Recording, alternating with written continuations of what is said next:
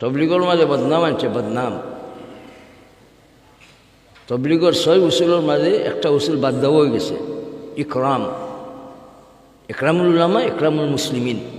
কি ছুরি মারিয়া মানুষ শেষ করিলেও এটার নাম একরাম, রক্তাক্ত করিলেও এটার নাম একরাম। তাহলে 6 উসুল থেকে 1 উসুল বাদ, এমনি বাদ। যারা 6 বাদ দিছে এরার সাথে আমি নাই। না না, আপনারা কইতো আমিও নাই। ঠিক কোনটার লোক হয়েছিল? আমি কইছি আমি নাই, আপনারা কইতো আমিও নাই।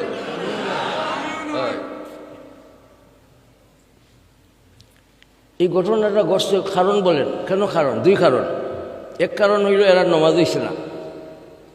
দলিল কি? আল্লাহ তাআলা কইছে ইন্না সালাতা তানহা আনিল ফাহশাই ওয়াল মুনকার। যারা নমাজ পড়লো এরা ফাহশা মুনকার করতে পারে না। কাতল এটা মস্ত বড় একটা মুনকারের আমল, নাউজুবিল্লাহ বলি। কাতল কাতাল খাঁটি মুমিনে করতে পারে। এমনকি রসুল করিম সাল্লাল্লাহু আলাইহি ওয়াসাল্লাম ফরমান, আন জাবির ইবনে আব্দুল্লাহ রাদিয়াল্লাহু তাআলা আনহু قال قال রাসূলুল্লাহ সাল্লাল্লাহু আলাইহি ওয়াসাল্লাম জি আল মাজালিসু বিল আমানা। সুবহানাল্লাহ বলি। মজলিসের আমল যেটা, এটা একটা দিয়ানতদারি, একটা আমানতের জিনিস। যে মজলিসে বইয়া কথা ফাঁস করা যাইত না, এটা আমানত রক্ষা করা যাইব ইল্লা সালাসা মাজালিসা। কিন্তু 3টা মজলিসের কথা তুমি তোমার কাছে রাখলে তোমার হারামের গুনাহ হইব, তুমি এটারে প্রকাশ করা তোমার জন্য ওয়াজিব হইছে। ইল্লা সালাসা মাজালিসা। সাফকু দামিন হারামিন, এক সাফকু দামিন হারামিন আও ফারজুন হারামুন।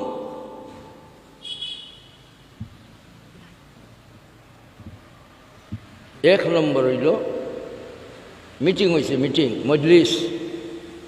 এই মজলিসের মাঝে আলোচনা হয়েছে, সিদ্ধান্ত হয়েছে যে ফলানারে কাতল করা হইব। রসুল করিম সাল্লাল্লাহু আলাইহি ওয়াসাল্লাম ফরমান, এটা হইল আবু দাউদ শরীফের রিওয়ায়াত। জাবির ইবনে আব্দুল্লাহ রাদিয়াল্লাহু তাআলা আনহু থেকে মিশকাত শরীফে সাহেবে মিশকাত এই রিওয়ায়াত বর্ণনা করছেন। সুবহানাল্লাহ বলি।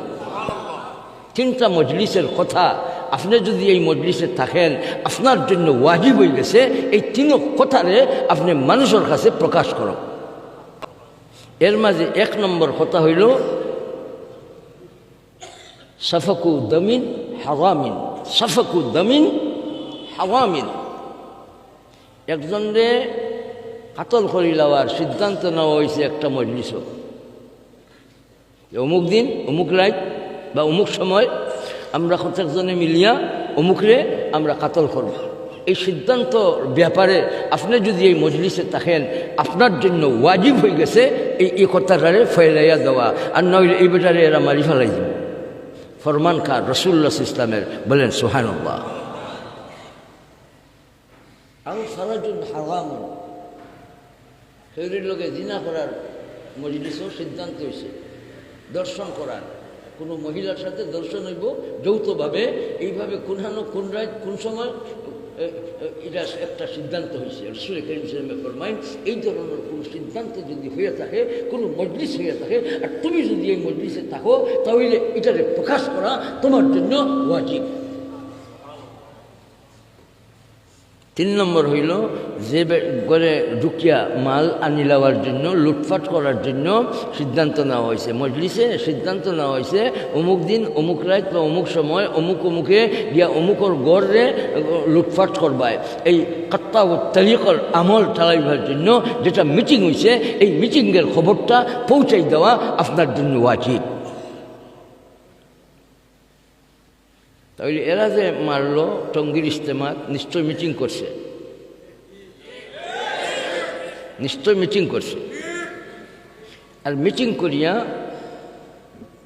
এই কুখামর মাঝে, বদ আমলের মাঝে, কাতল কাতালের মাঝে উগ্রপন্থী হিসাবে বনবার জন্য শয়তান এদের গাড়োর মাঝে শুয়ার হওয়ার কারণে এই আল্লাহর ওলিও করতরে তাহাজ্জুদের টাইমে, নমাজের টাইমে, জিকিরের টাইমে, নুজুলের রহমতের টাইমে এরা কাতল করছে। যারা এই কাতল কাতালের মাঝে শামিল আছে, এই কাতল কাতালের উপরে আমি নিন্দা জানাই, দুঃখ প্রকাশ করি। আর আমি নিয়ত করছি এই সমস্ত কাতিল হলতর দলের মধ্যে আমিও দিতাম না, আমার মুরিদ হলরে কইমু তোমরাও যাইও না। এরা এই কুহামো গেছে কারণ বলেন 2 কারণ। এক কারণ নমাজ হইছে না। নমাজ যদি হইতো তাহলে এরা কোখামা যাইতো। আর নমাজ না হইবার পিছিয়ে আরেক কারণ বলেন, উলামাদের সোহবত ছাড়ছে তারা। উলামাদের সোহবত ছাড়ছে, উলামাদের সোহবত ছাড়ছে, উলামাদের সোহবত ছাড়ছে। দিন সুপ্রতিষ্ঠিত রাখো, বলেন নির্দেশটা কার? তাইলে যারা কাতল কাতাল করলো, হারাম খাইলো, হারাম পথে চললো, যারা উগ্রপন্থা গ্রহণ করলো, এরা কি দিন ধরছে না ছাড়ছে? দিন চলে যাবে মদিনা মুনওয়ারায়, ভাই আমরা ছাড়বো না। আমরা এক কাতরা রক্ত থাকা পর্যন্ত দিনটা ধরছি, ধরার থাকবো, আর চিৎকার দিয়া বলবো আমি দিনের পক্ষে আছি।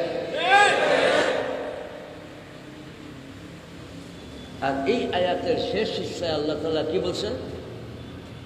ওয়ালা তাতাফাররাকু ফীহি, দিনের মধ্যে তোমরা মতানৈক্য, মতভেদ, অনৈক্য সৃষ্টি করো না। বলেন সুবহানাল্লাহ।